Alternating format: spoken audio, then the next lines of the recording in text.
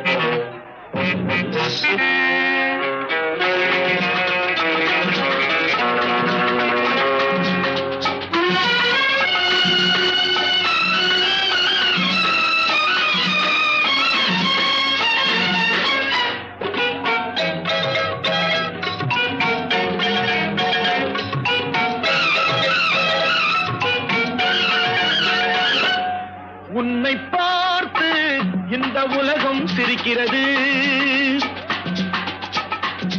உன்னை பார்த்து இந்த உலகம் சிரிக்கிறது, உன் செயலை பார்த்து உன் நிழலும் வெறுக்கிறது, உன் செயலை பார்த்து உன் நிழலும் வெறுக்கிறது, உன்னை பார்த்து இந்த உலகம் சிரிக்கிறது.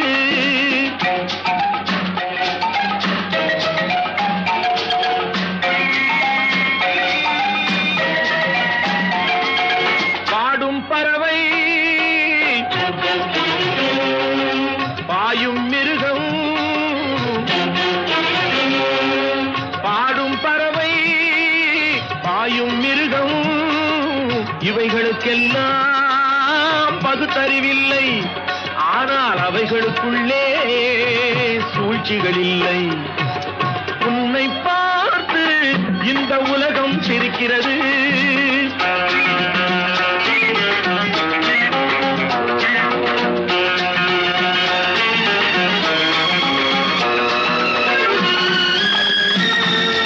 சேவல் கூட தூங்கும் உலகை கூவி எழுப்பும் குரலாலே,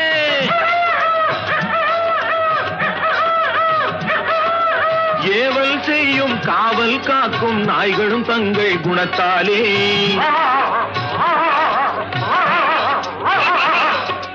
இறை கிடைத்தாலும் இல்லை என்றாலும் உறவை வளர்க்கும் காக்கைகளே,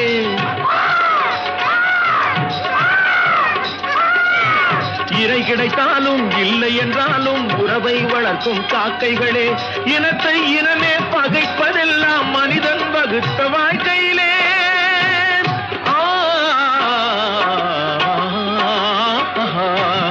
உன்னை பார்த்து இந்த உலகம் சிரிக்கிறது.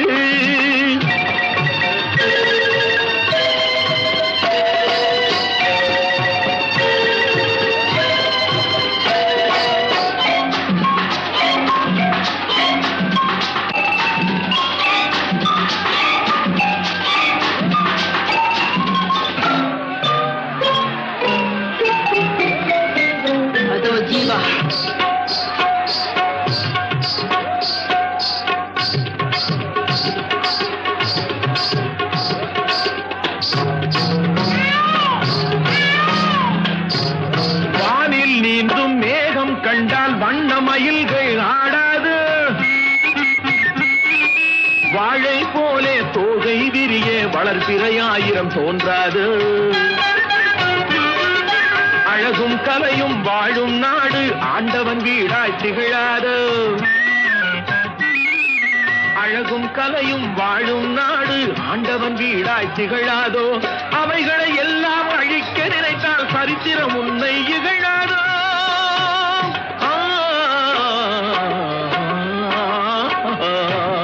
உன்னை பார்த்து இந்த உலகம் சிரிக்கிறது.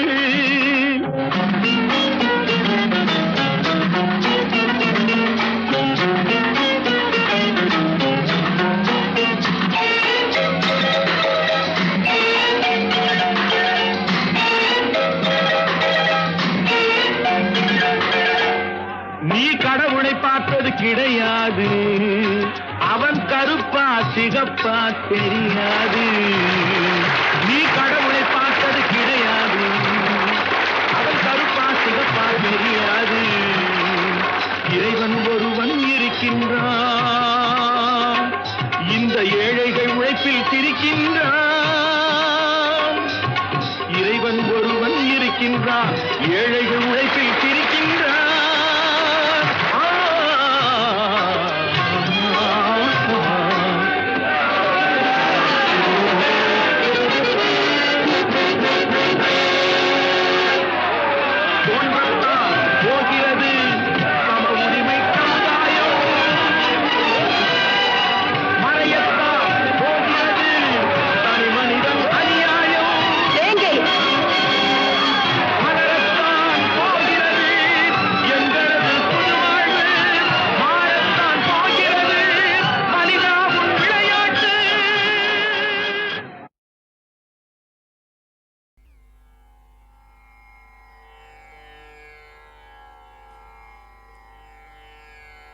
உலகெல்லாம் உணர்ந்தோதற்கரியவன்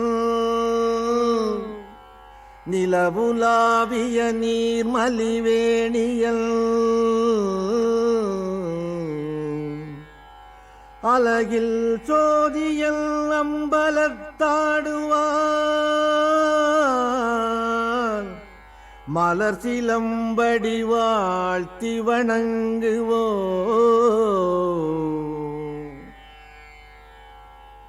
அன்புமிக்க பெரியவர்களே, உலகத்தில் மதம் என்பது தோன்றாத காலம், இருண்ட காலம், கற்காலம், காட்டுமிராண்டி காலம் ஒன்று உண்டு.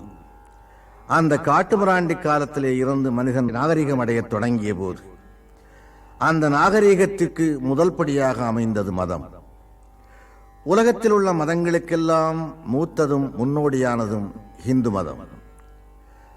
இதை எந்த ஆதாரத்தோடு நான் சொல்ல விரும்புகிறேன் என்றால், இந்து என்கின்ற வார்த்தை தான் பிற நமக்கு தந்ததே தவிர மதம் என்கின்ற அடிப்படை உலகத்தில் முதலிலே தோன்றிய இடம் இந்தியா என்பதனை யாரும் மறுக்கவில்லை.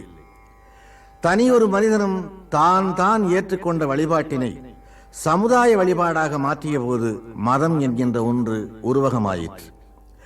அந்த உருவகமான மதத்திற்கு பிறர் கொடுத்த பெயர்தான் இந்து மதம் என்றாலும் அந்த பெயர் வருவதற்கு முன்னாலே சைவம் வைணவம் என்ற இரண்டு பிரிவாக இந்து மதம் இயங்கிற்று. இந்த இரண்டு பிரிவுக்கும் எதிராக கிறிஸ்தவ மதத்தில் புராட்டஸ்டண்டுகள் இருப்பது போல் இந்து மதத்தில் தோன்றிய புராட்டஸ்டண்டுகளே சமணர்கள் ஆவார்கள். சைவத்திற்கும் வைணவத்திற்கும் எதிராக சமண மதம் தோன்றிற்று. சைவத்தையும் வைணவத்தையும் விட வேகமாக புத்த மதம் தோன்றி வளர்ந்தது. உலகத்தில் எந்த ஒரு மதத்திற்கும் அதை தோற்றுவித்தவன் பெயர்தான் வைக்கப்பட்டிருக்கிறது. புத்த மதம் என்றால் அதை தோற்றியவர் கௌதம புத்தர். கிறிஸ்தவ மதம் என்றால் அதை தோற்றுவித்தவர் இயேசு கிறிஸ்து. ஆனால் இந்து மதம் என்பதனை தோற்றுவித்தவர் யார் என்றால் உலகம் யாரையும் அறியாது. காலம் அறியாது மட்டுமல்ல, தோற்றுவித்தவர் பெயரையும் அறியாமல் இயங்கிக் கொண்டிருக்கும் ஒரே மதம் இந்து மதமாகும். உலகத்திலே உள்ள பல பழங்கால சுவடுகளை எல்லாம் பார்த்தவர்கள் உலகம் முழுவதிலேயும் இந்து மதம் பரவி இருக்கிறது, அந்நாளிலேயே பரவி இருக்கிறது, 2000 ஆண்டுகளுக்கு முன்னாலேயே தன்னுடைய காலடிகளை பதித்திருக்கிறது என்று கருதுகிறார்கள். ஆனால் திரு காஞ்சி பெரியவர்கள் அவர்களோ ஒரு கருத்தை வலியுறுத்தி கூறுகிறார்கள். மனித மனோபாவத்தின் அடித்தளத்திலே இருந்து மத உணர்ச்சி தோன்றிய போது ஒரு ஹிந்துவுக்கு இந்தியாவிலே எந்த உணர்ச்சி தோன்றிற்றோ அதே மனித உணர்ச்சி உலகத்திலே உள்ள மனிதர்கள் அனைவருக்கும் தோன்றியிருக்கிறது. ஆகவேதான் அடிச்சுவடு ஒரே மாதிரி இருக்கிறது. அடிச்சுவடு ஒரே மாதிரி இருப்பதற்கு காரணம் உலகெங்கிலேயும் ஒரே மாதிரியான மத சிந்தனை ஆரம்பமாகி இருக்கிறது. அதுதான் என்று காஞ்சி பெரியவர்கள் அவர்கள் கூறுகின்றார்கள். மத சிந்தனை அடிப்படையில் எப்படி இருக்குமோ அப்படியே தோன்றி வளர்ந்தது இந்து மதம் என்பது இதன் மூலம் நிரூபிக்கப்படுகிறது. இந்து மதத்தினுடைய பல்வேறு பிரிவுகளையும் ஒவ்வொரு பிரிவுகளாக எடுத்துக்கொண்டுதான் ஒவ்வொரு மதமும் வளர்ந்திருக்கிறது. கொல்லாமை என்கின்ற இந்து மதத்தின் ஒரு கூறுதான் பௌத்த மதமாகும். அன்பு என்கின்ற இந்து மதத்தின் மறுகூறுதான் கிறிஸ்தவ மதமாகும்.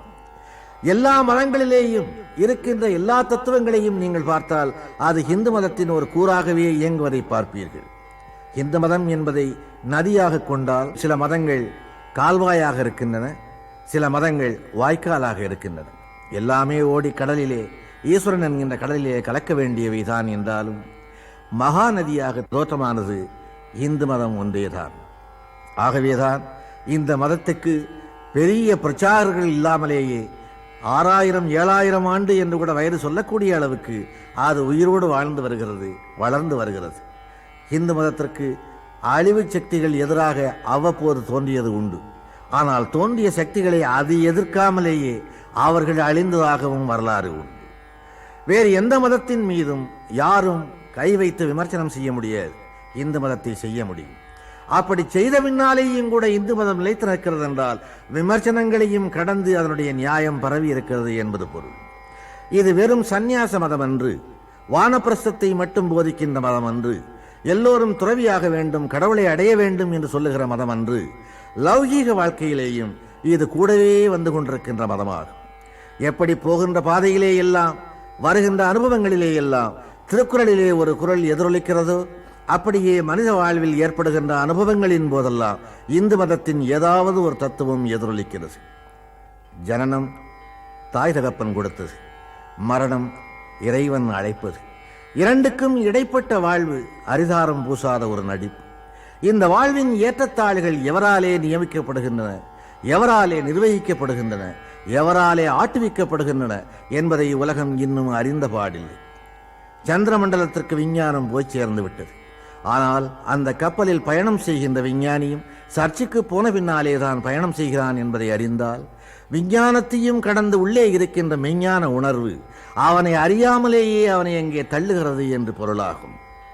உலகத்திலே இருக்கின்ற எந்த ஒரு மனிதனையும் இந்த எண்ணம் விடாது. சுவாமி விவேகானந்தர் சொன்னார், மரணம் என்று ஒன்று இருக்கின்ற வரையில், நீ விரும்புகின்ற ஒன்று நடக்காத வரையில், விரும்பாத ஒன்று நடக்கின்ற வரையில் ஈஸ்வரன் என்பவன் நீ விரும்புகிறாயோ இல்லையோ இருந்து கொண்டே இருக்கிறான். சுவாமி விவேகானந்தரின் இந்த பழமொழியை உலகத்திலே மரணத்தின் போது உணர்ந்தவர்கள் உண்டு, ஜனனத்தின் போதே உணர்ந்த குழந்தைகளும் உண்டு, வளர்ந்து வரும்போது உணர்ந்த ஞானசம்பந்தர்கள் உண்டு, வாழ்க்கையில் அடிபட்ட பின்னாலே உணர்ந்த ஞானிகள் உண்டு. பல்வேறு கட்டங்களிலேயும் பல்வேறு அறிவிலே இது பட்டிருக்கிறது. லௌகீகத்திற்கு துணை வருவது இந்து மதம் என்பதாலே தான் இந்து மதத்தினுடைய கடவுள்களை தம்பதிகளாகவே சமைத்தார். உலகத்தில் ஆண் பெண் என்று இரண்டு கடவுளையும் கணவன் மனைவியாக காட்டுகிற மதம் வேறொன்றும் இல்லை இந்து மதத்தை தவிர. மனைவி கடவுளுக்கு ஏன் என்கின்ற கேள்வி எழும்பும்போது மனைவி மனிதனுக்கு ஏன் என்ற கேள்வியும் கூடவே எழுகிறது. அந்த கேள்விக்கு பதில் காண விரும்புகிறவர்கள் இந்த கேள்விக்கு முதலில் பதில் காண வேண்டும். மனைவி மனிதனுக்கு தேவை என்றால் கடவுளுக்கும் மனைவி தேவை. இந்த லௌகீக உணர்வை ரெண்டு பேரையும் ஒட்டிய உணர்வாக அதை வைப்பதற்காகவே தான் சக்தி சிவம் என்கின்ற இணைப்பை அது ஏற்படுத்திற்று. ஆண் பாதியாகவும் பெண் பாதியாகவும் இருக்கின்ற உலகத்தை அந்நாளிலேயே உணர்த்துவதற்குத்தான் அர்த்தநாரீஸ்வரர் என்கின்ற தோற்றமே இந்து மதத்திலே உருவானது. வாழ்க்கையின் லட்சியமே ஆண் பெண் இருபாலுக்குள்ளேயும் அடங்கிவிட்டது. இந்த இருபாலும் சேர்ந்து வாழுகின்ற வாழ்க்கையை இந்து மதம் அங்கீகரிக்கிறது. இல்லறத்திற்கு அது துணை வருகிறது. அதனுடைய தாற்பயங்கள், லௌகீக உணர்வுகள் எங்கிருந்து தோற்றுகின்றன? தாயிடமிருந்தே தோற்றுகின்றன. சுவாமி விவேகானந்தர் அமெரிக்காவிலே சிக்காகோ நகரத்தில் பேசும்போது அங்கிருந்த இளம் பெண்கள் ஆண்களை எல்லாம் பார்த்து பெரியவர்களே தாய்மார்களே என்று அழைத்தார். அங்கே இருந்த இளம் பெண்கள் சிலர் சிரித்தார்கள். அவர் சொன்னார், நீங்கள் சிரிப்பது எனக்கு புரிகிறது. நீங்களோ இளம் பெண்கள், என்னடா நமக்கு இன்னும் திருமணம் கூட ஆகவில்லை, நம்மை இவன் தாய்மார்களே என்று அழைக்கிறானே என்று நீங்கள் கருதுகிறீர்கள். மேலை நாட்டிலே பெண் என்றாலே மனைவி அல்லது காதலி என்கின்ற உணர்வுதான் எங்கும் பெருக்கெடுத்து ஓடுகிறது. இந்தியாவை பொறுத்தவரை பெண் என்ற பெயரை கேட்டாலே தாய் என்கின்ற உணர்வுதான் எங்களுக்கு வரும். தாயே என்று அழைப்பது எங்களுடைய லட்சிய கனவாகும். 18 வயது இளம் பெண்ணை பார்த்து 80 வயது கிழவன் பிச்சை கேட்கும் போது கூட, ஏன் 7 வயது சிறுமியை பார்த்து பிச்சை கேட்கும் போது கூட தாயே பிச்சை போடு என்று தான் கேட்கிறானே தவிர சிறுமியே பிச்சை போடு அல்லது குமரியே பிச்சை போடு என்று கேட்பதில்லை. எங்களுடைய குடும்பத்தின் லட்சியம் மூலம் தாய். எவள் இல்லை என்றால் நான் இந்த பூமியிலே பிறந்திருக்க முடியாதோ, எவளை இழந்து விட்டால் நான் மீண்டும் அடைய முடியாதோ, அவளே என்னுடைய வாழ்க்கையின் தத்துவங்களை துவக்கி வைக்கின்றாள். என்னுடைய தாயை நான் வணங்குகிறேன். எனக்கு வாழ்க்கைக்கு துணையாக ஒரு மனைவி வந்திருப்பாள், ஆனால் அவளும் அவளை வணங்கியாக வேண்டும். எனக்கு அவள் தருகின்ற இன்பங்களுக்காக என் தலையின் மீது ஏறி நின்று என் தாயாரை அவள் விலை பேச முடியாது. என்னுடைய தாய் என்பவள் தான் என் குடும்பத்தின் ராணி. அந்த ராணிக்கு தோழிதான் என் மனைவியே தவிர அந்த மனைவி என்பவள் ராணி என்கின்ற அந்தஸ்தை பெற முடியாது. அவளுக்கு வருகிற மருமகளுக்கு வேண்டுமானால் அவள் ராணியாக இருக்கலாமே தவிர என் தாய்க்கு அவள் தோழியாகத்தான் அடங்கி இருக்க முடியும். என் தாயை நான் வணங்கும் போது அவளும் வணங்கியாக வேண்டும். அப்படி வணங்க அவள் விரும்பவில்லை என்றால் என் மனைவியாக நான் அவளை அங்கீகரிக்க மாட்டேன். மேலை நாட்டிற்கும் இந்திய நாகரிகத்திற்கும் இதுதான் வித்தியாசம். இந்துக்களுடைய நாகரிகத்தில் தாய் என்கின்ற ஸ்தானத்திலே இருந்தே சகலமும் ஆரம்பமாகின்றன என்று சுவாமி விவேகானந்தர் அங்கே கூறினார். தாய் நம்முடைய பிறப்புக்கு மூலம் அவளே. உலகத்தில் நமக்கு சர்வ நிச்சயமாக தெரிந்த உண்மை எது? தாய், அவள் மட்டுமே. இன்ன தாயின் வயிற்றில் பிறந்தோம் என்பதை மட்டுமே நாம் அறிவு. தாய் காட்டித்தான் தகப்பனை அறிவு. தகப்பன் கொண்டு போய் உட்கார வைத்து ஹரி நமத்து சிந்தம் என்று எழுதச் சொல்லும் போதுதான் நாம் குருவை அறிவோம். அன்பே கடவுள், அறிவே தெய்வம் என்று குரு சொல்லிக் கொடுத்த பின்னாலேதான் நாம் தெய்வத்தை அறிவோம். அதனாலேதான் சுருக்கமாக 4 சொற்களை வைத்து மாதா, பிதா, குரு, தெய்வம் என்று சொன்னார்கள். இந்த 4 வரிசையிலே சர்வ நிச்சயமாக நமக்கு தெரிந்த ஒரே உண்மை மாதா, சந்தேகத்துக்கு இடமாக இருப்பது தெய்வம். சர்வ நிச்சயமாகவும் சந்தேகத்துக்கு இடமாகவும் இருப்பது பிதாவும் குருவும். இவர்கள் இருவர் பற்றியும் சந்தேகம் எழலாம். இந்த சந்தேகங்கள் உண்மையாகவும் இருக்கலாம். தெய்வம் முழுக்க சந்தேகத்துக்குரியது, ஆனால் அடையும் போது அது முழுக்க உண்மையானது. மாதா சந்தேகத்துக்கே இடமில்லாத. அவளிடமிருந்து நம்முடைய ஜனனம் ஆரம்பமாகிறது. ஜனனம் ஆரம்பமாகும் போது இந்த தாயினுடைய வயிற்றில் நாம் பிறக்க வேண்டும் என்று கேட்டுக்கொண்டு வரம் வாங்கி பிறப்பதில்லை. அந்த இருவருடைய சந்தோஷத்தின் பலனாக ஆண்டவன் நம்மை அனுப்பி வைக்கிறார். அதனாலேதான் பிறப்பு என்பது ஆண்டவன் கொடுத்தது என்று அழைக்கிறார்கள் இந்துக்கள். ஆண்டவன் கொடுத்ததா, பிறகு தாய் தந்தை நிலை என்ன என்ற கேள்வி கேட்கின்றவர்கள் இதை அறிய வேண்டும். தாய் தந்தையினுடைய விருப்பத்தின்படி ஆண் குழந்தையோ பெண் குழந்தையோ பிறக்கவில்லை. ஆண்டவனுடைய விருப்பத்தின்படியே நாம் ஜனிக்கிறோம். அதற்கு இரண்டு கருவிகள், தாயும் தந்தையுமா. ஜனனம் நமக்கு சர்வ நிச்சயமாக தெரிந்து விடுகிறது. எந்த ஒரு குழந்தை பிறப்பதானாலும் கூட 10வது மாதம் அந்த குழந்தை பிறக்கும் என்று ஒரு தேதி நிர்ணயிக்கப்பட்டிருக்கிறது. பெரிய பெண்ணாக வளர்கிற ஒரு பெண் 16 வயதிலேயும் வரலாம், 18 வயதிலேயும் வரலாம். ஆனால் குழந்தை என்பது 10 மாதங்களிலே தான் பிறக்கும் என்பது ஒன்றுதான் உலகத்தில் உண்மை. அதன் பின்னாலே மரணம் என்பது இன்ன தேதியிலே வரும் என்று யாருக்கும் நிச்சயமான டைரி கிடையாது. 16லே வரலாம், 20லே வரலாம், 60லே வரலாம். எந்த வயதிலேயும் மரணம் வரலாம், விபத்திலே வரலாம், எந்த நிலையிலேயும் வரலாம் மரணம். ஆனால் பிறப்பு என்பது நிர்ணயிக்கப்பட்டது போல மரணத்தின் தேதி நிர்ணயிக்கப்படவில்லை. இன்ன தேதியில் இன்னார் மரணமடைவார் என்கின்ற குறிப்பு அவன் கையிலேயே ஆரம்பத்தில் இருந்திருக்குமானால் ஆண்டவனை பற்றிய சிந்தனை அவனுக்கு வந்திருக்காது.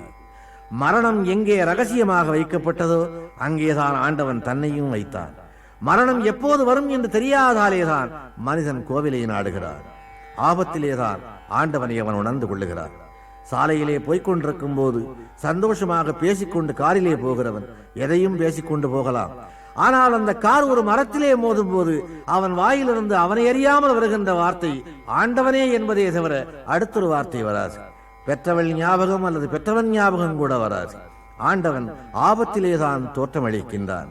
ஜனனத்திற்கும் மரணத்திற்கும் இடையிலே அவன்தான் அந்த பாதையை உருவாக்கி காட்டுகின்றான். இன்ன தேதியில் இன்ன காரியம் நடக்க வேண்டும் என்று விரும்புகிற எவரும் அந்த காரியத்தை அடைந்து கொண்டே போனால் ஆண்டவன் ஒருவன் இல்லை என்பது உறுதியாகிவிடும். ஆகவேதான் காலங்களாலே காரியங்களை மாற்றி மாற்றி போட்டு அந்த கோடுகளை மாற்றி மாற்றி போட்டு காட்டுகிறார். அவனுடைய விதிப்படிதான் நம்முடைய பயணம் நடந்து கொண்டிருக்கின்றது. ஒரு பெண்ணை அடைய வேண்டும், நல்ல மனைவியை அடைய வேண்டும் என்று விரும்புகிறவன் அவளை அடைய முடியாமற் போகிறது. எது வேண்டுமானாலும் கிடைக்கட்டும் என்றிருப்பவன் ஒரு நல்ல மனைவியை அடைய முடிகிறது. இவையெல்லாம் ஆண்டவன் எழுதிய எழுத்து, கடவுள் அமைத்த மேடை. திருமணம் சொர்க்கத்திலே நிச்சயிக்கப்படுகிறது என்று கிறிஸ்டியானிட்டியிலே சொல்லப்படுவது போல ஹிந்து மதமும் அதை முன்னாலேயே சொல்லி இருக்கிறது. ஆகவே வாழ்க்கையில் எது நடந்தாலும் கூட அதற்கு ஆண்டவன் தான் பொறுப்பு என்கின்ற நியதியை முதலிலே துவக்கி வைத்தது ஹிந்து மதம்தான். அந்த ஹிந்து மதம் எதன் மூலம் இவ்வளவு உறுதியாக எந்த அஸ்திவாரத்திலே நின்று கொண்டிருக்கிறது? நம்பிக்கை.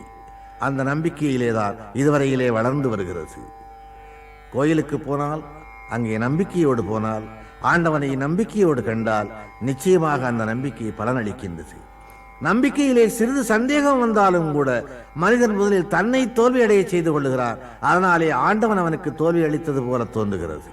அந்த நம்பிக்கையிலேதான் அவனுடைய அஸ்திவாரம் கட்டப்படுகின்றது. காஃபி ஹோட்டலுக்கு போகிறோம், அற்புதமான சமையல் ஆகியிருக்கிறது, சாப்பிட உட்காருகிறோம். நல்ல சமையல், நல்ல சாப்பாடு என்று சாப்பிட்டு விட்டு எழுந்து வர வேண்டுமே தவிர எப்படி சமைக்கிறான் என்று சந்தேகப்பட்டு அடுப்பங்கரையை எட்டி பார்த்தால் அவன் வியர்வையை வலித்து விட்டு கொண்டிருக்கக்கூடும்.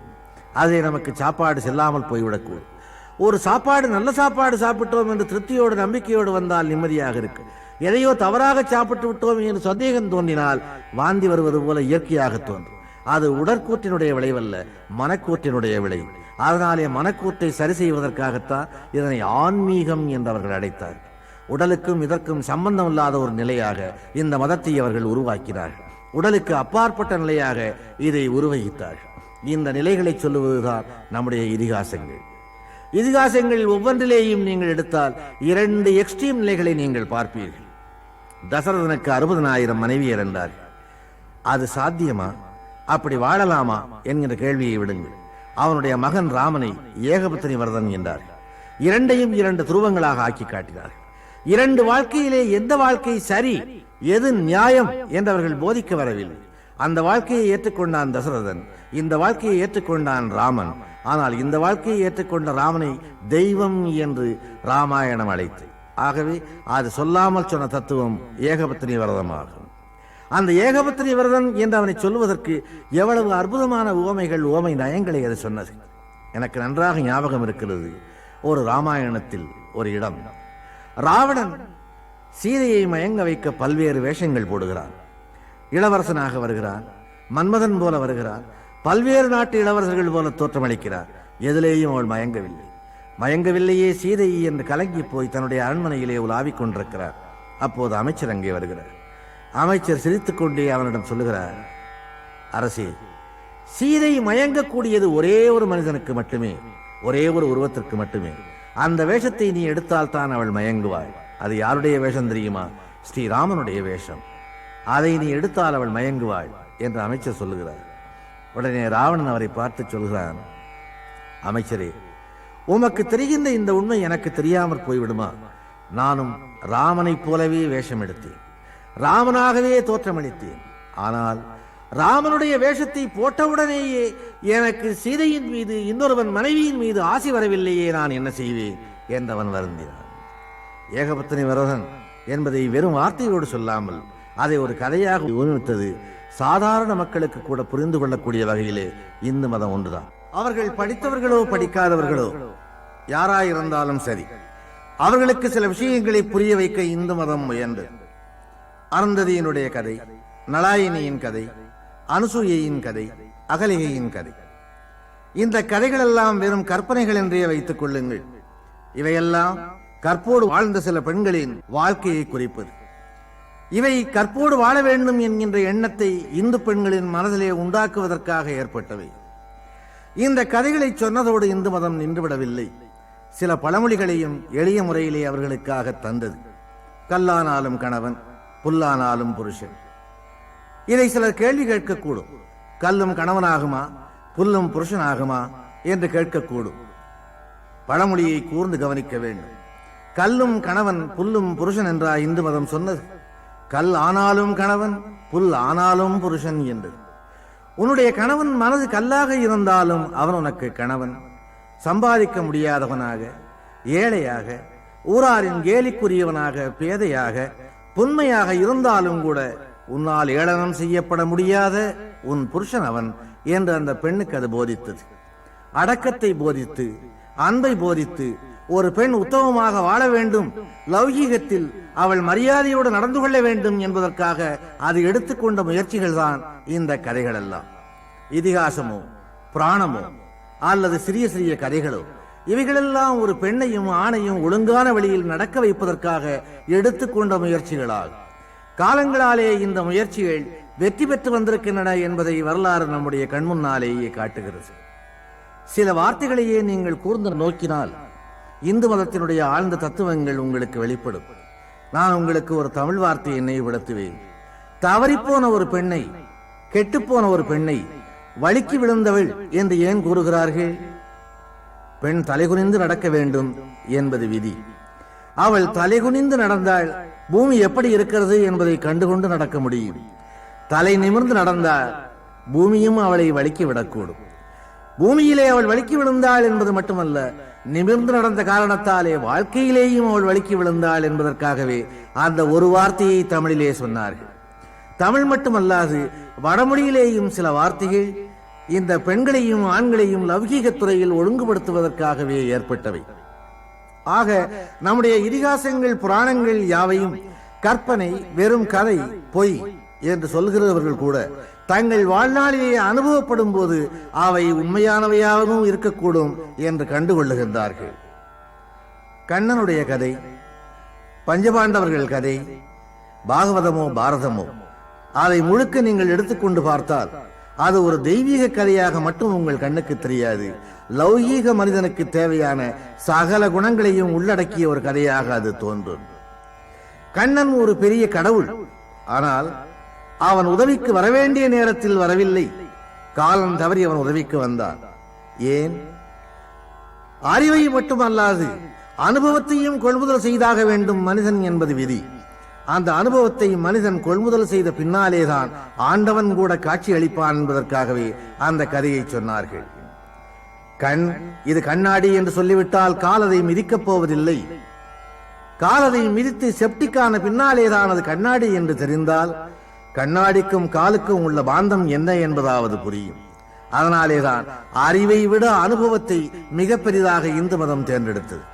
அந்த அனுபவத்தின் காரணமாக விளைந்த விளைச்சல்களை இதிகாசங்களிலேயும் புராணங்களிலேயும் காட்டிற்று. அந்த கதைகள் இன்றைக்கு ஆங்கிலத்திலேயும் மொழிபெயர்த்து சொல்லப்படும் போது உலகெங்கிலேயும் ஆச்சரியத்தோடு வரவேற்கப்படுகின்றன. அமெரிக்க வானத்தில் இன்றைக்கு ஹரே கிருஷ்ணா ஹரே ராமா என்கின்ற கோஷம் பலமாக எழுந்து நிற்கின்றது. விரக்தி அடைந்து வேதனை அடைந்து வாழுகின்ற அளவுக்கு வாழ்ந்து பார்த்து இனி வாழ்வதற்கு எதுவுமே இல்லை என்று தெரிந்த பிற்பாடு அவன் கடைசியாக அடையப் போகின்ற புகலிடம், அடைந்து விட்ட புகலிடம் ஹரே ராமா ஹரே கிருஷ்ணாவாக ஆகியிருக்கிறது. அது எப்படி? வாழ்க்கை தத்துவங்களை இந்துக்கள் தான் முழுக்க முழுக்க செம்மையாக சொல்லி இருக்கிறார்கள்.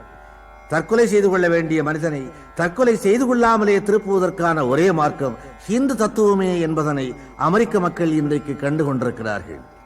நீ வாழ விரும்பினாலும் உனக்கு வழி இருக்கிறது, வாழ்வை வெறுத்து நீ ஓட விரும்பினாலும் வழி இருக்கிறது. ஆனால் தற்கொலை செய்து கொள்ள வேண்டிய அவசியமே இல்லாத ஒரு தத்துவ ஞானியாக திகழ்வதற்கும் வழி இருக்கிறது. இந்த மூன்றையும் ஒருங்கே அடக்கிய ஒரு மதம் என்பதாலேதான் எல்லா மதங்களையும் பார்த்துவிட்ட மேலை நாட்டு வானம் இன்றைக்கு ஹரே கிருஷ்ணா ஹரே ராமா என்கிற கோஷத்தை எதிரொலித்துக் கொண்டிருக்கிறது. இந்து மதம் லௌகீக மதம், லௌகீக மதம் என்று ஏன் நான் திரும்ப திரும்ப சொல்லுகிறேன் என்றால், இன்றைய இளைஞன் இந்து மதம் என்றாலே அது ஒரு சன்னியாசி மடம் என்று கருதி கொண்டிருக்கிறார். உண்மை அதுவல்ல. வாழ்வின் சகல துறைகளிலேயும் அது கூடவே வந்து கொண்டிருக்கிறது. வாழ்வை துறந்து ஓடிய ஞானி ஒருவர் ஒரு அற்புதமான பாட்டு பாடி இருக்கிறார். அந்த வெண்பா இது: முதற்சங்க முதூட்டும் மொய்குழலாராசை நடுச்சங்கம் நல்விலங்கு பூட்டும் கடைச்சங்கம் ஆம்போதது ஊதும் அம்மட்டோயும் மட்டோ நாம் பூமி வாழ்ந்த நலம், நாம் பூமி வாழ்ந்த நலம். அவர் கூறுவதனுடைய கருத்து என்ன? வாழ்க்கைக்கு எப்பொழுதுமே துணையாக இருப்பது மூன்றே சங்கு. ஒரு மனிதனுடைய ஆயுள் காலத்தில் 3 முறைதான் சங்கு அவனுக்கு பயன்படுகிறது. முதற் சங்கு பால் ஊட்டுகிறது, 2வது சங்கு திருமணத்தின் போது ஊதப்படுகிறது, 3வது சங்கு கடைசியாக ஊதப்படுகிறது. அதிலேயும் வார்த்தைகளோடு பட்டினத்தார் எவ்வளவு அழகாக விளையாடுகிறார். முதற்சங்கு அமுதூட்டும் பாலூட்டும், மொய்குழலார் ஆசை நடுச்சங்கம் நல்விலங்கு பூட்டும். நடுச்சங்கம் என்று அவர் சொல்வது நடுவிலே ஊதப்படுகிற சங்கை மட்டுமல்ல, வாழ்க்கையின் நடுப்பகுதி நடுச்சங்கமத்தை குறிக்கும். கடைச்சங்கம் ஆம்போது 3வது சங்கு ஊதுகிறது என்கிறார் அல்லவா? அந்த சங்கம் என்கின்ற வார்த்தை கடைசியிலே சங்கமமாவதையும் குறிக்கும், அழகான சங்கு என்பதையும் குறிக்கும். வாழ்க்கைக்கு இந்த சங்கு 3 முறைதான் துணை வருகிறது. அந்த முதற் சங்கை தாயின் மடியிலே பார்த்தோம், 2வது சங்கு மன வீட்டிலே ஒலிக்கிறது. அந்த மணவீடு மங்களமாக ஒலிக்கிறது. அந்த மணவீட்டுக்குள்ளே நீங்கள் நுழைந்தால் ஏராளமான சடங்குகள் இந்துக்களாலே செய்யப்படுவதை பார்ப்பீர்கள். இவ்வளவு சடங்குகள் தேவைதானா? என்ன இந்த சடங்குகள் அர்த்தமற்றவை என்று பேசுகின்ற பகுத்தறிவாளர்கள் உண்டு.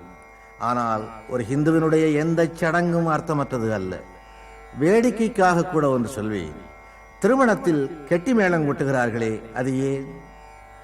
தாலி கட்டப்படும் போது அமங்கலமான வார்த்தைகள் எந்த மூலையிலே இருந்தும் கேட்கக்கூடாது.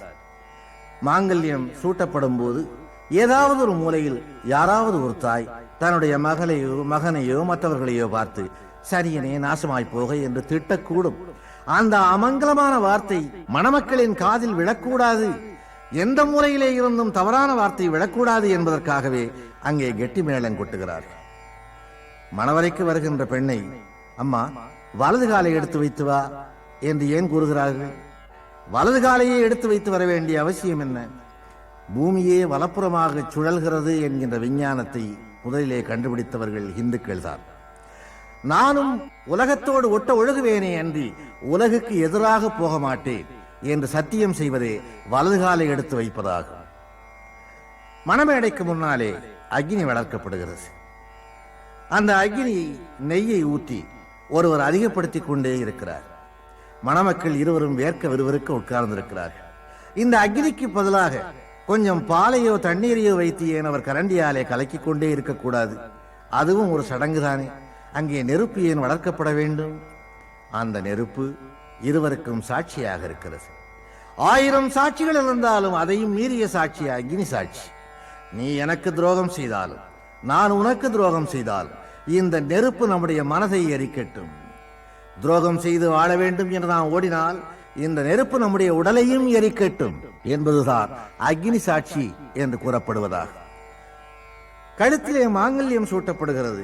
ஆடவனுக்கு காலிலே வெள்ளியாலே மெட்டி அணிவிக்கப்படுகிறது. ஏன்? தலைகுனிந்து வருகிறவள் தானே இந்து பெண். தலை நிமிர்ந்து வருகின்ற வீரன் தானே இந்து ஆடவன். தலை நிமிர்ந்து வருகின்ற இந்து ஆடவனுடைய கண்ணில் எதிரே வருகின்றவள் திருமணமானவள் என்று தெரிவதற்காக அவள் கழுத்திலே தாலி. தலைகுனிந்து வருகின்ற ஒரு இந்து பெண்ணுடைய கண்களில் எதிரே வருகின்ற ஆடவன் திருமணமானவன் என்று தெரிவதற்காக அவன் கால்களிலே மெட்டி அணிவிக்கப்படுகிறது. வயதான தாய்மார்கள் கூடி வாழ்த்து பாடுகிறார்களே, நான் வாழ்ந்த அளவுக்கு நீயும் வாழ வேண்டும் என்று அவளை வாழ்த்துவது அதனுடைய நோக்கமாகும். அம்மியின் மீது காலை வைக்கச் சொல்கிறார்களே, அது என்ன வேடிக்கையா? அம்மியைப் போல உறுதியாக அந்த கல்லை போல என்னுடைய கற்பு இருக்கும் என்று உத்தரவாதம் தருவதாக.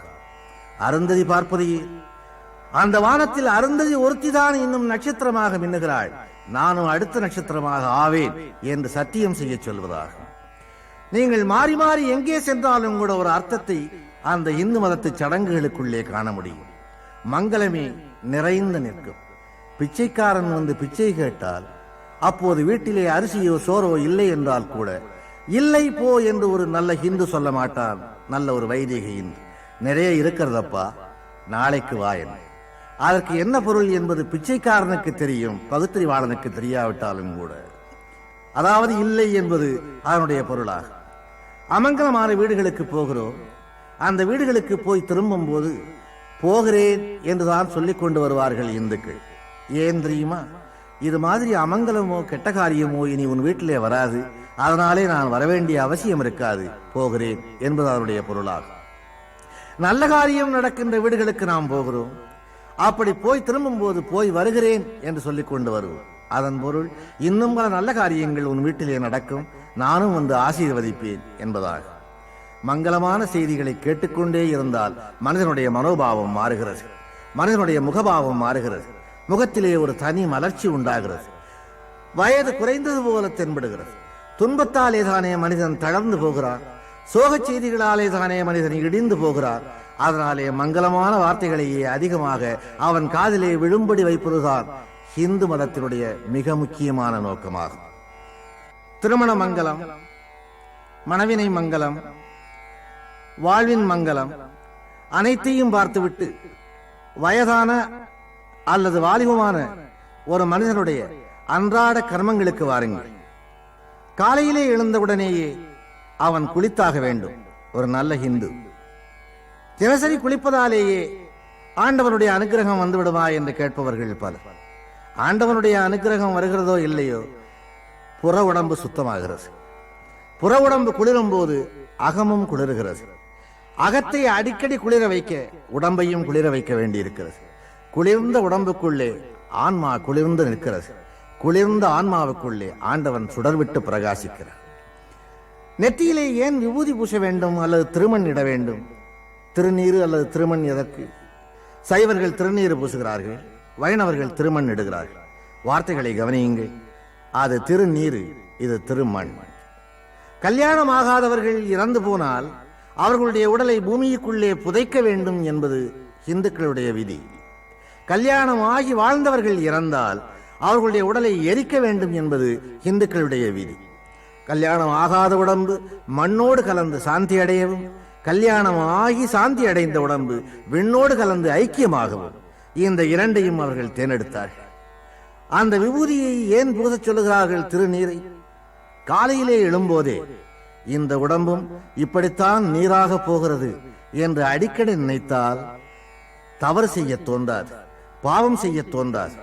என்றைக்கு இந்த உடம்பு நெற்றியிலே இருக்கிற இந்த நீராகுமோ என்ற எண்ணம் வந்தால் அன்றைக்கு யோகியனாக இருக்க சொல்லும். ஒரு நாளோடு பூசி விட்டு விட்டால் ஒரு நாள் மட்டும்தான் யோகியனாக இருக்க முடியும். தினசரி நீ பூசிக்கொண்டே இருந்தால் தினசரி யோகியனாக இருக்க முடியும். திருமண் என்று அதை ஏன் அழைக்கிறார்கள் என்றால் இது மண்ணாகவும் போகக்கூடும் என்பதாலேதான். ஒன்று மண்ணாகலாம் அல்லது நீராகலாம் என்பதாலேதான். அதனாலேதான் மண் இடுவதும் நீர் பூசுவதும் இந்துக்களுடைய பழக்கமாயிற்று. இன்னொன்று, காலையிலே எழுந்தவுடனே ஒரு இந்து குளித்துவிட்டு விபூதி பூசி அல்லது திருமணியிட்டு அரை மணி நேரமாவது அல்லது ஒரு மணி நேரமாவது பூஜையிலே அமர்கிறானேயே, இதுவரையிலே அதற்கு ஒரு விளக்கம் எனக்கு தெரியாமல் இருந்தது. இன்றைக்கு வியாதிகள் எவ்வளவோ வந்திருக்கின்றன, அந்த வியாதிகளுக்கு மருந்துகளும் வந்திருக்கின்றன. ஆனால் அந்த நாளிலே இந்த வியாதிகள் ஓரளவுக்கு இருந்தன, ஆனால் இவற்றுக்கு மருந்து இல்லை. மிக முக்கியமானது இரத்த கொதிப்பு என்கின்ற வியாதியாகும். இந்த இரத்த கொதிப்பு வியாதிக்கு மருந்தே இல்லை 25 ஆண்டுகளுக்கு முன்னால் வரை. அண்மையிலே மகரிஷி யோகி அவர்கள் கார்டியோகிராஃப் போட்டு டாக்டர்கள் கூட ஒப்புக்கொள்ளக்கூடிய அளவிலே ஒரு புத்தகம் எழுதியிருக்கிறார். அதில் அவர் என்ன குறிப்பிடுகிறார் என்றால், ஏதாவது ஒரு பொருளை 20 நிமிஷ நேரம் அப்படியே வேறு சிந்தனை இல்லாமல், சபலம் இல்லாமல், சலனம் இல்லாமல் நீ சிந்தித்துக் கொண்டே இருந்தால் உன்னுடைய இரத்த கொதிப்பு இறங்கும், ஏறுகிற கொதிப்பு இறங்கும் என்று அவர் குறிப்பிட்டிருக்கிறார். இதற்கு ஏதாவது ஆதாரம் உண்டா என்று கேட்கிறீர்களா? நானே ஆதாரம். அந்த 20 நிமிஷமும் நீ ஆண்டவனைத்தான் நினைக்க வேண்டும் என்று நினைப்பதில்லை. உன் புத்தி குரங்கை நினைக்குமானால் அதை நினைக்கலாம், வேறு புத்தகத்தை நினைக்குமானால் அதை நினைக்கலாம். ஏதாவது ஒன்றைத்தான் அந்த 20 நிமிஷம் நினைக்க வேண்டும். அந்த ஒன்றையே பற்றி ஒன்றையே தொடர்ந்தால் அந்த 20 நிமிஷத்திற்குள் இரத்த கொதிப்பு இறங்கி விடுகிறது. அதனாலேதான் அந்த ஒன்று ஆண்டவனாக இருந்தால் கொதிப்பும் இறங்கும், கடைசி காலத்திற்கு புண்ணியமும் கிடைக்குமே என்று இந்துக்கள் தியானத்திலே அமர்கிறார்கள். தியானம் என்பதனுடைய நோக்கமே அதுதான். தியானம் செய்வதன் மூலமாக விதியை வென்றுவிடலாமா? விதி விதி என்று இந்துக்கள் சொல்கிறார்களே, அந்த விதியை தியானம் வென்றுவிடுமா என்றால், விதியை தியானம் வெல்லுகிறதோ இல்லையோ, ஒரு கட்டுப்பாட்டுக்குள் கொண்டு வந்து நிறுத்துகிறது. அந்த விதியை ஏற்றுக்கொள்ளக்கூடிய பக்குவத்தை உனக்கு தந்து விடுகிறது. எல்லாமே உனக்கு விதிக்கப்பட்ட விதிதான். உனக்கு விதிக்கப்பட்ட வாழ்க்கையே விதி என்று இந்து மதம் கூறுகிறது. உனது வாழ்க்கை எந்த சாலையில் போனாலும் அது இறைவன் விதித்ததே. நானோ நீயோ கர்ப்பப்பையில் இருக்கும் போது நாம் போகிற பாதைகளும் சாக போகிற இடமும் நேரமும் நம் மண்டை ஓட்டுக்குள் திணிக்கப்படுகின்றன. நாம் எங்கே போனாலும் எப்படி வாழ்ந்தாலும் அது இறைவன் விதித்ததே. மனதின் சிந்தனை போக்கு எப்படி வேண்டுமானாலும் போகலாம், ஆனால் அது நடப்பதும் நடக்காததும் நம் விதிக்கோடுகளில் அடங்கி இருக்கிறது. ஊழிற் பெருவலி யாவுள மற்றொன்று சூழினும் தான் முந்துரும் என்றான் வள்ளுவன். ஊழ் என்பது பூர்வ ஜென்மத்தையும் விதியையும் குறிக்கும். பூர்வ ஜென்மத்தின் எதிரொலியை கொண்டே அந்த ஜென்மத்தின் விதி நிர்ணயிக்கப்படுகிறது. அதனை ஊழ்வினை உறுத்து வந்தூட்டும் என்றான் இளங்கோ. போன ஜென்மத்தில் உன் விதி பாவம் செய்யும்படி விதிக்கப்பட்டிருந்தால் அதற்கான பரிகாரம் இந்த ஜென்மத்தில் எழுதப்படுகிறது. ஆகவே விதியின் கோடுகள் தாம் நம்மை ஆட்சி செய்கின்றன என்பது இந்துக்களின் அசைக்க முடியாத நம்பிக்கை. நாம் எண்ணியது நடந்தாலும் நடக்காவிட்டாலும், எண்ணாதது நடந்தாலும் யாவும் நம் விதி ரேகைகளின் விளைவே. முயற்சி 1/4 பங்கு, விதியின் ஒத்துழைப்பு 3/4 பங்கு. எல்லாவற்றுக்கும் கால நேரம் வர வேண்டும் என்கிறார்களே இந்துக்கள். அதற்கு என்ன காரணம்? இன்ன காரியங்கள் நமக்கு இன்ன காலங்களில் நடக்கும் என்று விதிக்கப்பட்டிருக்கிறது, அவ்வளவுதான். நினைவுகளின் மயக்கத்தை விதி ஒழுங்குபடுத்துகிறது. 2வது உலக யுத்தத்தின் போது ஹிட்லருக்கு இருந்த வசதியும் ஆயுத பெருக்கமும் வேறு எந்த நாட்டிலும் இல்லை. ஒரே நாளில் போலந்தை பிடித்தார். வெறும் மிரட்டலிலேயே செக்கோஸ்லோவேக்கியாவை பிடித்தார். குண்டு போடாமலேயே பிரான்சை பிடித்தார். அவன் விரும்பியிருந்தால் ஐரோப்பாவையும் 6 நாட்களிலேயே பிடித்திருக்கலாம். வெறும் வாய்வேட்டுக்களையே விட்டுக் கொண்டிருந்த எதிரிகளை அவன் கனடாவுக்கு துரத்தி அடித்திருக்கலாம். அகில ஐரோப்பாவையும் பிடித்துவிட்டால் உலகத்தில் ஐரோப்பிய நாடுகளுக்கு காலனிகளாக இருந்த ஆசிய, ஆப்பிரிக்க, அரேபிய நாடுகள் அத்தனையும் குண்டு போடாமலேயே அவன் கைக்கு வந்திருக்கும். அமெரிக்கா, சோவியத் யூனியன் இரண்டையும் தவிர மீதி உலகம் அவன் கைக்குள் விழுந்திருக்கும். இது சுலபமாக நடந்திருக்கக்கூடியதே. ஆனால் விதி ஹிட்லரின் ஆணவத்தை ஆட்சி புரிந்தது. பிரிட்டனை கோழிக்குஞ்சு என்று அவன் கேலி செய்துவிட்டு யானையை சாப்பிட்டால்தான் என் பசி அடங்கும் என்று சோவியத் யூனியனுக்குள் நுழைந்தான். அவனது சவக்குழி அங்கேதான் தோண்டப்படுகிறது என்று விதி சிரித்தது. சோவியத் யூனியனின் பருவ காலத்தில் அவன் சிக்கி சிக்கி இழுபட அமெரிக்காவும் பிரிட்டனும் தங்களை தயார் செய்து கொண்டு விட்டன. எச்சரிக்கையாக இருந்திருந்தால் உலகத்தையே ஆண்டிருக்கக்கூடிய ஹிட்லர் தன் பிணத்தை கூட பிறர் பார்க்க முடியாதபடி இறந்து போனான். உலக வரலாறுகளை கூர்ந்து கவனியுங்கள். விதியை மதியால் வெல்லலாம் என்று சில பேர் பேசுவது உண்டு. வெல்லலாம்.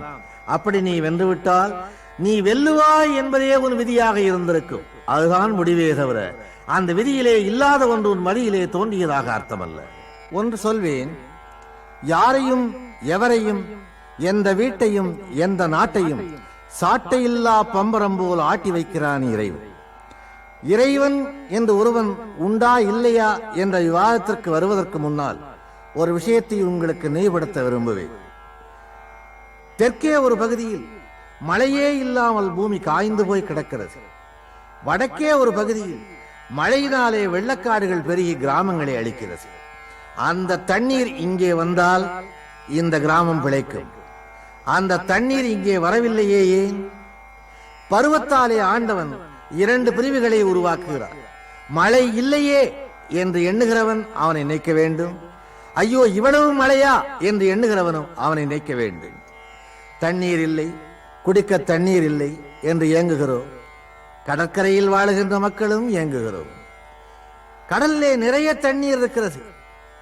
கடல் நீரையே குடிநீராக்கி இருக்கலாம் அல்லவா? கடல் நீரே குடிநீராய் கடவுள் படைத்திருந்தால் அடிநீரை தேடி எந்த அரசாங்கம் செலவு செய்யும்?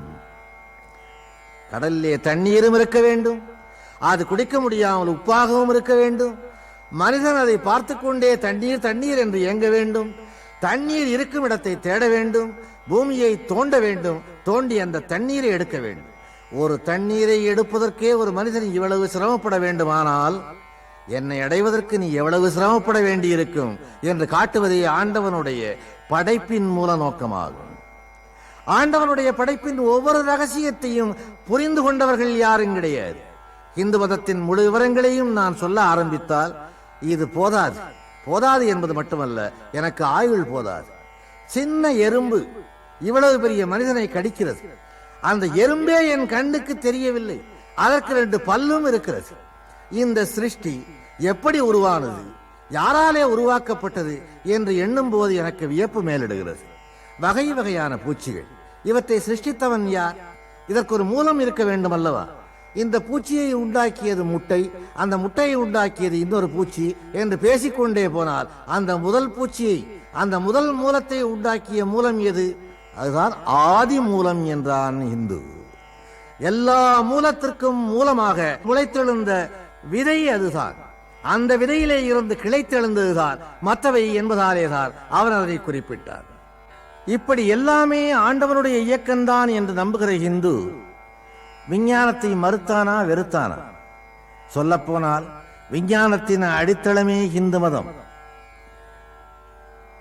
மேகம் கடலுக்கு சென்று தண்ணீரை எடுத்து அதை பூமிக்கு கொண்டு வந்து மழையாக பொழிகிறது என்று நமக்கு சொல்லித் தந்தவர்கள் யார்?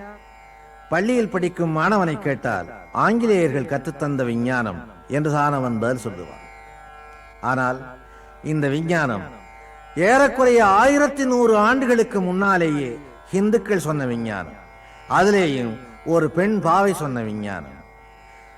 மேகம் கடல்லே இருந்து தண்ணீரை எடுத்துத்தான் மழையாக பொழிகிறது என்பதை விஞ்ஞான கருவிகள் ஏதும் இல்லாத காலத்திலேயே எடுத்து காட்டியவர் கோதை நாச்சியார் என்கின்ற ஆண்டாள்.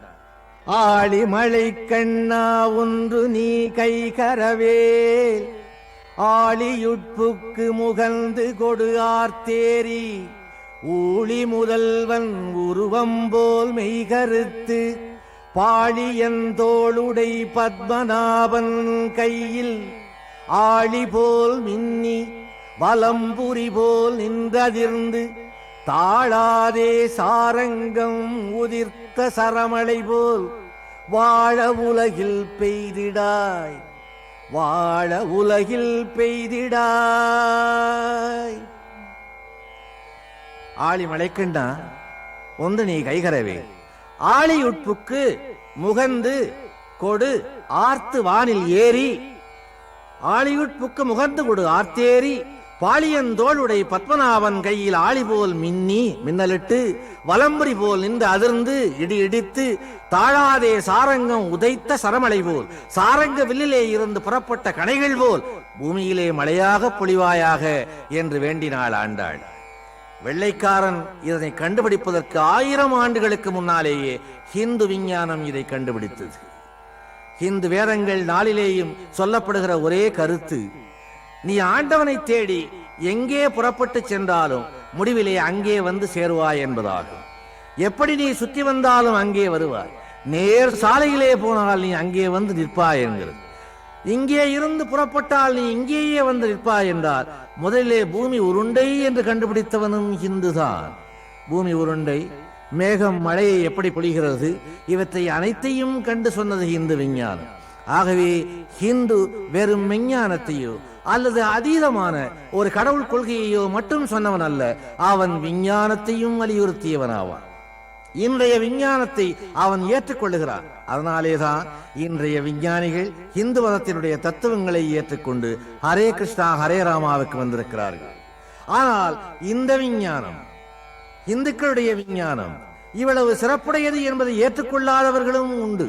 அவர்கள் இந்தியாவிலே மட்டுமில்லை, உலகமெங்கிலேயும் இருந்தார்கள். அவர்களை வடமொழி நாஸ்திகர்கள் என்று அழைக்கும். நம்புகிறவனை ஆஸ்திகன் என்று அழைக்கும். நாஸ்தி என்றால் இல்லை, ஆஸ்தி என்றால் உண்டு என்று பதில் சொல்வார்கள். அந்த பொருள் மட்டுமல்ல, நாஸ்தி என்றால் ஒன்றுமே இல்லை, ஆஸ்தி என்றால் சொத்து என்கின்ற பொருளும் அதற்கு உண்டு. இல்லை என்று சொல்லுகிறவனுக்கு எந்த விதமான அறிவும் தேவையில்லை. உண்டு என்று சொல்லுகிறவனுக்குத்தான் அறிவு தேவை. என்னென்ன எங்கெங்கே இருக்கிறது என்று கண்டு சொல்ல வேண்டியவன் உண்டு என்று சொல்லுகிறவன் மட்டுமே. இல்லை என்று சொல்லுகிறவன் கண்ணை மூடிக்கொண்டு மாற்றி மாற்றி இல்லை இல்லை இல்லை என்று சொல்லலாம். ஆண்டவன் உண்டா? இல்லை. அது உண்டா? இல்லை. இது உண்டா? இல்லை. அந்த ஒரு வார்த்தையை மட்டும் அவனுக்கு கற்றுக் கொடுத்தால் போதும். அவனுக்கு வயது கூட வர வேண்டாம், வாலிபனாகவும் வேண்டாம். குழந்தைக்கே அந்த வார்த்தையை கற்றுக் கொடுத்தால் அது திரும்ப திரும்ப சொல்லும். ஆனால் ஆண்டவன் இருக்கிறான் என்று சொல்லுகிறவன் அந்த நம்பிக்கைக்கு அடித்தளத்தை விவரித்தாக வேண்டும்.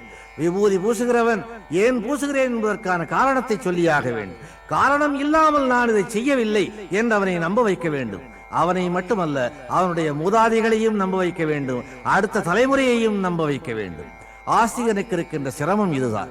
இந்த சிரமத்தை சுலபப்படுத்தி அர்த்தத்தோடு சொல்லிவிட்டு போறது இந்து மதம் ஒன்றுதான். வேறு எந்த மதத்திலேயும் அர்த்தம் உண்டு. நான் மற்ற மதங்களை பற்றி குறைத்து பேச மாட்டேன். எல்லா மதங்களையும் தன்னுள்ளே ஐக்கியப்படுத்திக் கொண்ட மதம் இந்து மதமாகும். நாஸ்திகனை கூட அந்த மதம் வெறுத்ததில்லை. ஆஸ்திகனை விட அதிகம் தன் பெயரை சொல்லுகிறவன் நாஸ்திகன் தான் என்று ஆண்டவனே ஒரு இடத்தில் கூறியிருக்கிறார். அதனாலே நாஸ்திகன்தான் என்னுடைய முதல் பக்தன் என்று அவனையும் அரவணைத்துக் கொள்ளுகிறது இந்து மதம். அவனையும் வெளியே அனுப்புவதாக இல்லை. என்னுடைய மதத்தின் ஒரு கிளைதான் மற்ற மதம் என்று சொல்லி அதையும் அரவணைத்துக் கொள்ளுகிறது. இந்து மதம் யாரையும் கைவிட்டு விட்டு தன்னை வெறுப்பவனை கூட விட்டுவிட்டு ஓட முயன்றதே இல்லை. நீ இந்து மதத்தை வெறுக்கிறாயா? நீ அதை விரும்புகிற வரையிலே இந்து மதம் உன்னை தொடர்ந்தே வரும். நீ இந்து மதத்தை விரும்புகிறாயா? உன்னை அது சோதிக்கும்.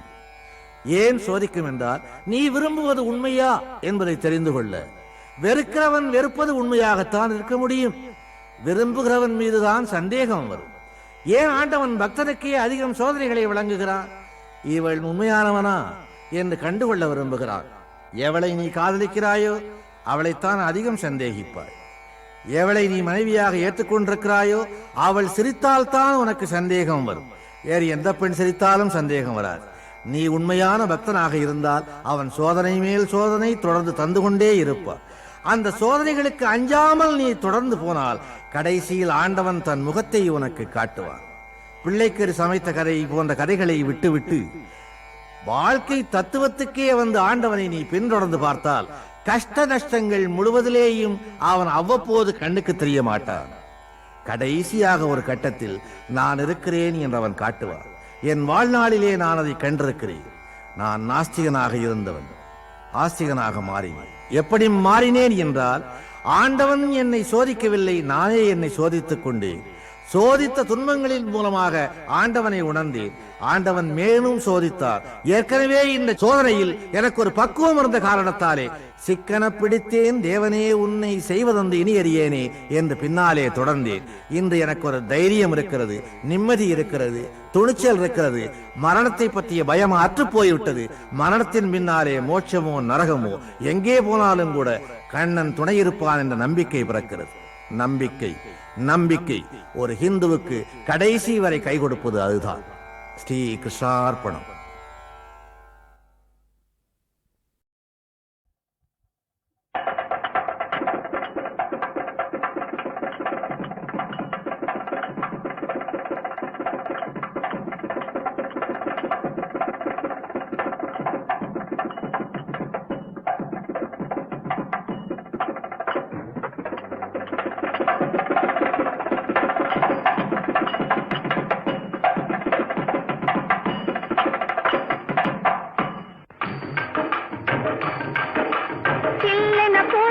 சிரிக்கிற பெண்ணுக்கு திருநாள் வளைகாப்பு, வாழ்வில் திருநாள் வளைகாப்பு.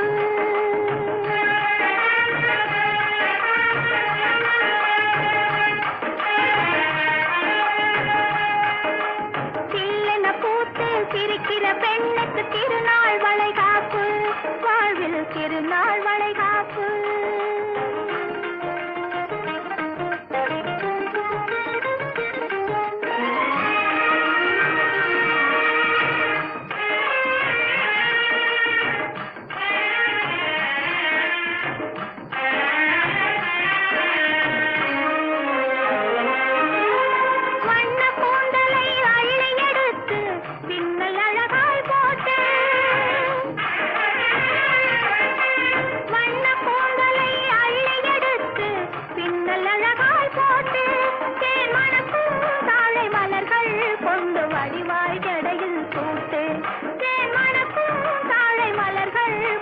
வடிவாய் ஜடையில் சூட்டு வெள்ளி நிலாவை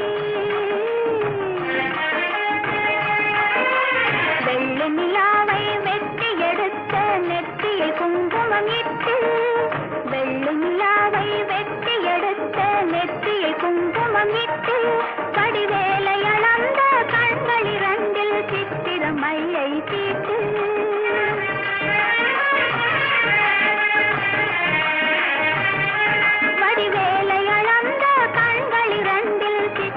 மையை தீட்டு சில்லென பூத்து சிரிக்கிற பெண்ணுக்கு திருநாள் வளைகாப்பு, வாழ்வில் திருநாள் வளைகாப்பு.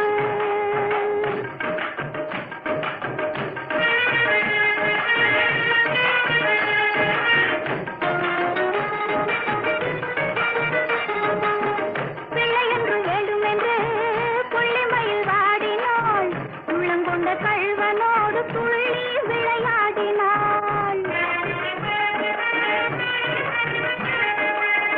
பிள்ளையென்று வேண்டுமென்று புள்ளிமயில் வாடினாள், உள்ளங்கொண்ட கள்வனோடு துள்ளி விளையாடினாள்.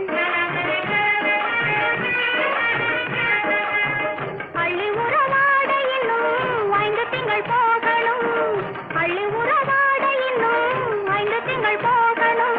அன்னை மனம் பிள்ளை முகம் கண்டு பசி தீரணும், அன்னை மனம் பிள்ளை முகம் கண்டு பசி தீரணும். இல்லென பூத்து சிரிக்கிற பெண்ணுக்கு திருநாள் வளைகாப்பு, வாழ்வில் திருநாள் வளைகாப்பு. இல்லென பூத்து சிரிக்கிற பெண்ணுக்கு திருநாள் வளைகாப்பு, வாழ்வில் திருநாள் வளைகாப்பு.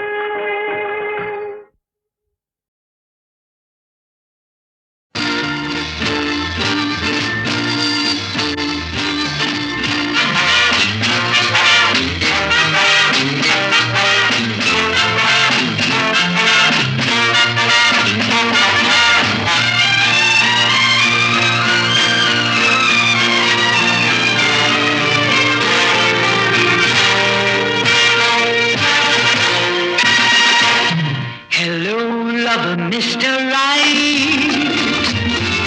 you're looking not so bright. Come, come, hold me tight. Ooh, that sets me alight. Hello, lover, Mr. Right, you're looking not so bright.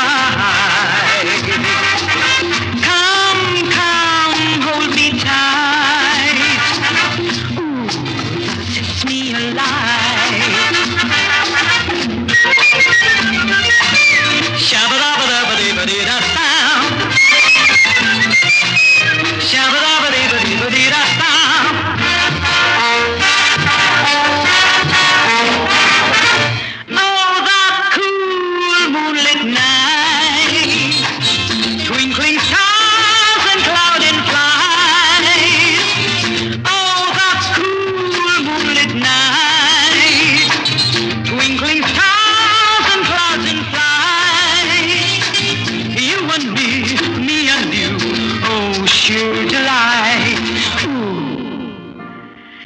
sets me alight. Boy, oh boy! Hello, lover, Mr. Right. You're looking up so bright.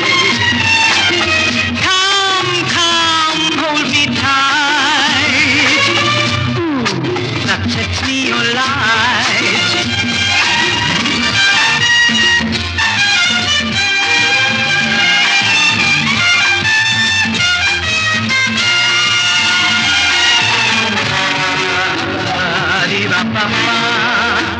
Shiva-ba-ba, diva-ba-da. Don't leave me in blind. I'll never let you out of sight. Hello, lover, Mr. Right. Come, come, hold me tight. Ooh, that sets me alight. Oh boy! Hello, lover, Mr. Right. You're looking not so bright. Come, come, hold me tight. Ooh, that sets me alight.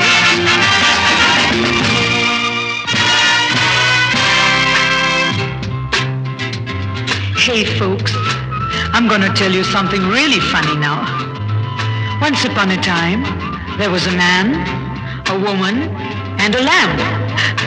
Now they say three is a crowd, and so the lamp went out.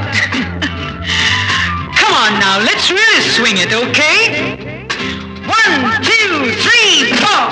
Yesterday has gone away, tomorrow is another day. Yesterday has gone away, tomorrow is another day. Sing, swing, sing, swing and sway today.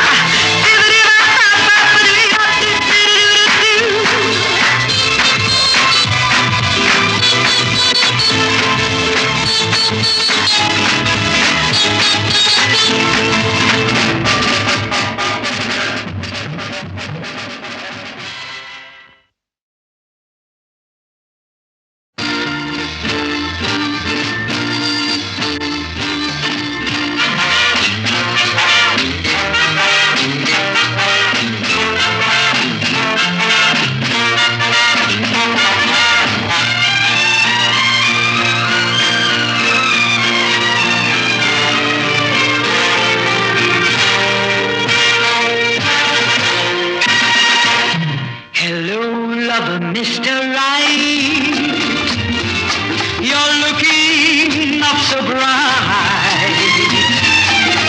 Come, come, hold me tight. Ooh, that sets me alight. Hello, lover, Mr. Right, you're looking not so bright. Come, come, hold me tight. Ooh, that sets me alight. Shabba-dabba-dabba-dee-ba-dee-da-sound. Shabba-dabba-dee-ba-dee-ba-dee-da-sound.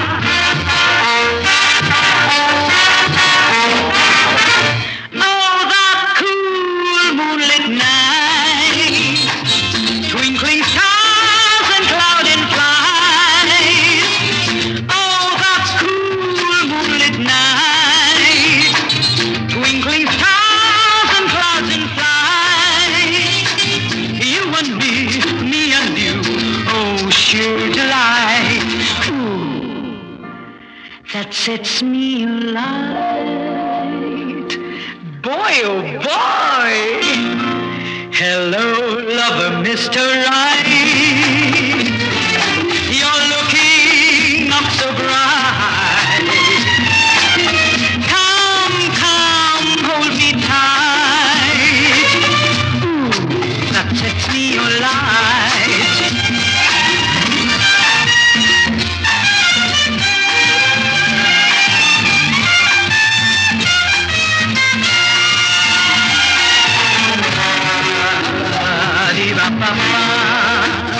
Shiva Papa, Diva Pada. Don't leave me in blind. I'll never let you out of sight. Hello, lover, Mr. Right. Come, hold me tight. Ooh, that sets me alight. Oh boy! Hello, lover, Mr. Right. You're looking not so bright. Come, hold me tight. Ooh, that sets me alight.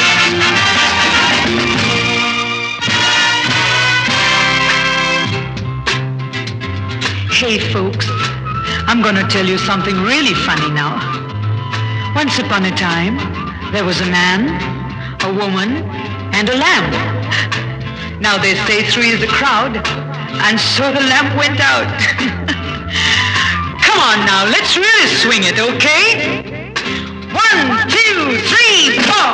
Yesterday has gone away, tomorrow is another day.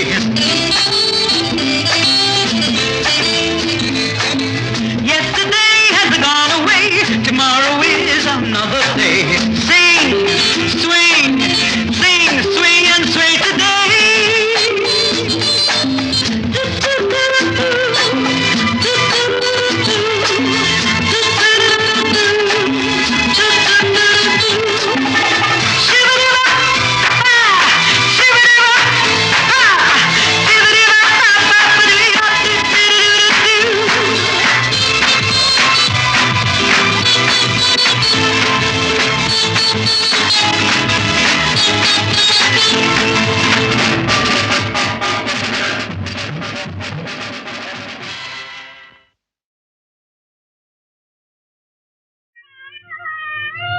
சித்திரம் கலைந்துவிட சிலையை செதுக்கி வைத்து உத்திரத்தை சொல்லாமல் ஊரில் அம்பலமானாய்.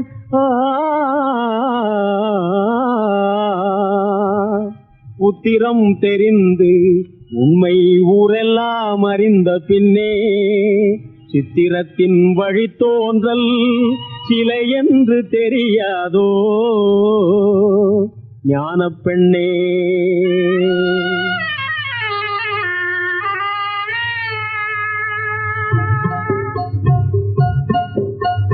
காலில்லா நெட்டையன் முட்டிக் கொண்டான், கருத்தில்லா குட்டையன் கட்டிக் கொண்டான். காலில்லா நெட்டையன் முட்டிக் கொண்டான், கருத்தில்லா குட்டையன் கட்டிக் கொண்டான். இல்லாத தேனை எடுத்து உண்டு விட்டான்.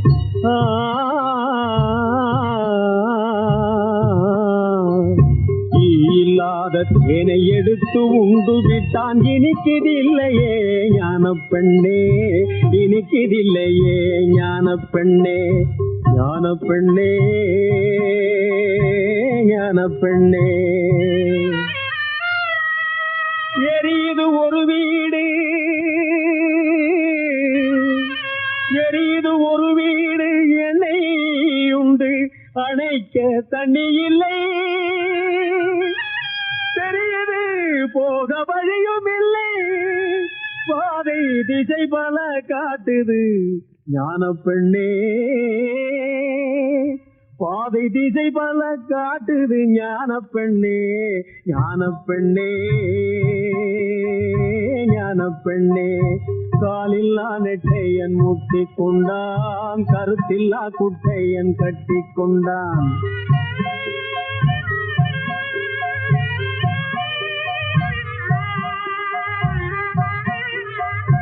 ஒன்று தொட்ட கேணி ஒன்று உண்டு, அதில் துள்ளி திரிந்ததே கெண்டை ஒன்று.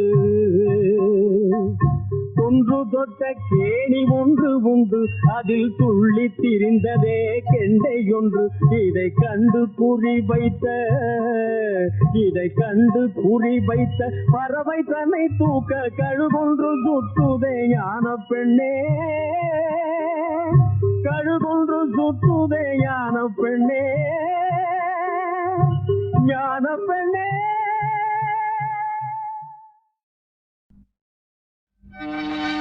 எண்ணாயிரம் ஒளி முத்துக்கள் சிந்தின எங்கள் ஐயப்ப சாமி திருவாய் மலர்ந்தான்.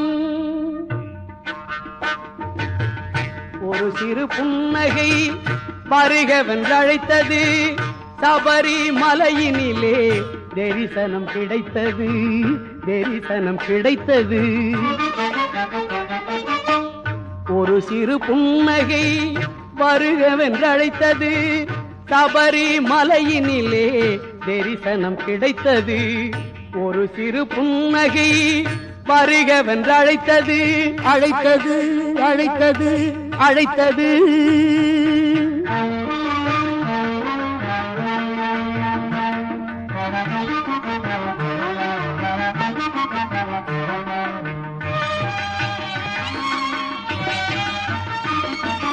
வழியெல்லாம் அவன் நினைவே வந்து தொடர்ந்தது, வழியெல்லாம் அவன் நினைவே வந்து தொடர்ந்தது. வடிவழகுன்றேதான் கண்ணுக்கு தெரிந்தது, கண்ணில் நிறைந்தது.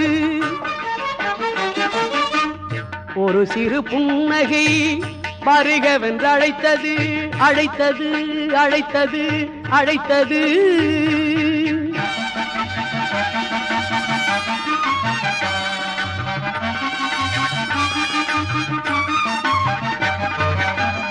குழந்தையின் குருவினிலே குருவாய் அமர்ந்திருந்தான், குழந்தையின் குருவினிலே குருவாய் அமர்ந்திருந்தான். குத்துக்கால் சேர்த்து வைத்து கொலுவீத்திருந்தான், குத்துக்கால் சேர்த்து வைத்து கொலுவீத்திருந்தான். இளந்தளிர் கரம் காட்டி எனக்கொன்று மொழிந்தான், இளந்தளிர் காட்டி எனக்கொன்று மொழிந்தான். நிரந்தரமாக என் மனத்தினுள் புகுந்தான், மனத்தில் வளர்ந்தான். ஒரு சிறு புன்னகை வருகவென்றழைத்தது, சபரி மலையினிலே தரிசனம் கிடைத்தது. ஒரு சிறு புன்னகை வருகவென்று அழைத்தது, அழைத்தது அழைத்தது அழைத்தது.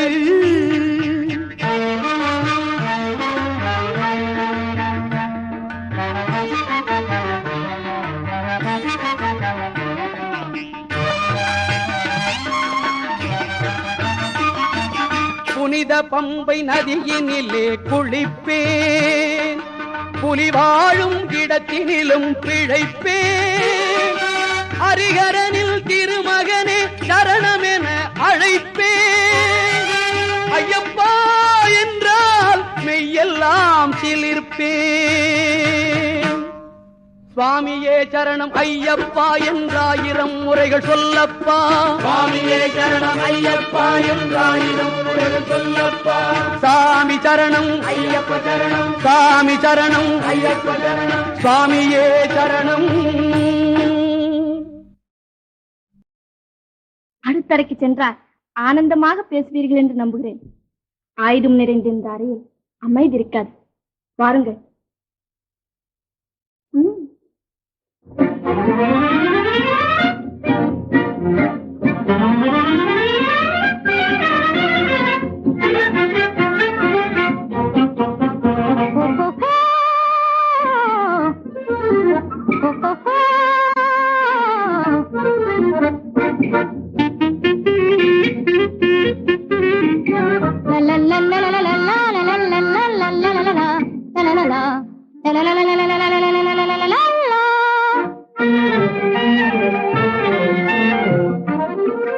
அல்லியின் முன்வெண்ணிலா வந்ததை போலே, அல்லியின் முன்வெண்ணிலா வந்ததை போலே, அன்பே நீர் வரலா நீரே. அல்லியின் முன்வெண்ணிலா வந்ததை போலே,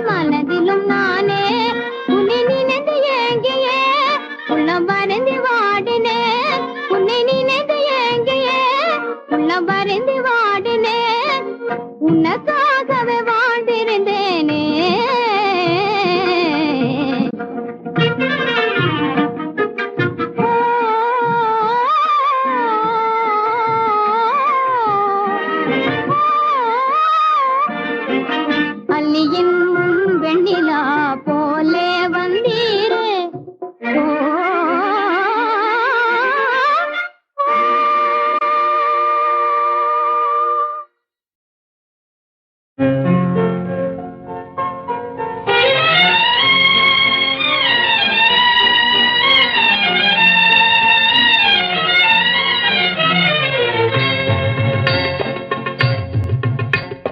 பொங்கும் அழகு பூத்து குலுங்கும் தங்கத் தாமரையே அன்பு வெள்ளம் அள்ளி வழங்கும் இன்ப காவிரியே பொங்கும் அழகு பூத்து குலுங்கும் தங்கத் தாமரையே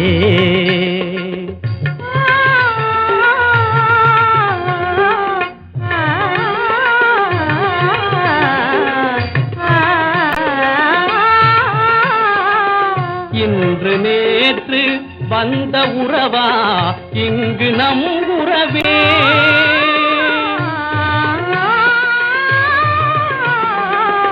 இன்று நேற்று வந்த உறவா இங்கு நம் உறவே இதயத்தோடு இதயமாக கலந்த பெண் உருவே பொங்கும் அழகு பூத்து குலுங்கும் தங்கத் தாமரையே அன்பு வெள்ளம் அள்ளி வழங்கும் இந்த காவிரியே பொங்கும் அழகு பூத்து குலுங்கும் தங்கத் தாமரையே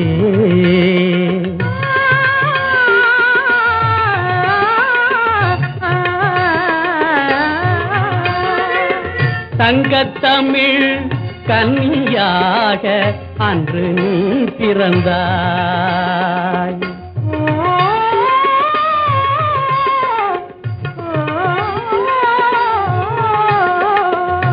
தங்கத்தமிழ் கன்னியாக அன்று நீ பிறந்தாய் கம்பனாக தோன்றி உன்னை கலந்து நான் மகிழ்ந்தேன்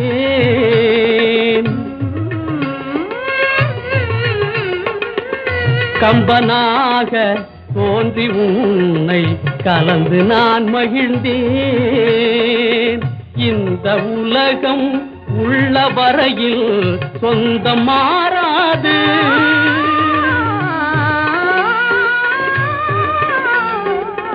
இந்த உலகம் உள்ள வரையில் சொந்தம் மாறாது எது வந்தாலும் எந்த நாளும் பிரிவும் நேராது பொங்கும் அழகு பூத்து குலுங்கும் தங்கத் தாமரையே அன்பு வெள்ளம் அள்ளி வழங்கும் இந்த காவிரியே பொங்கும் அழகு பூத்து குலுங்கும் தங்கத் தாமரையே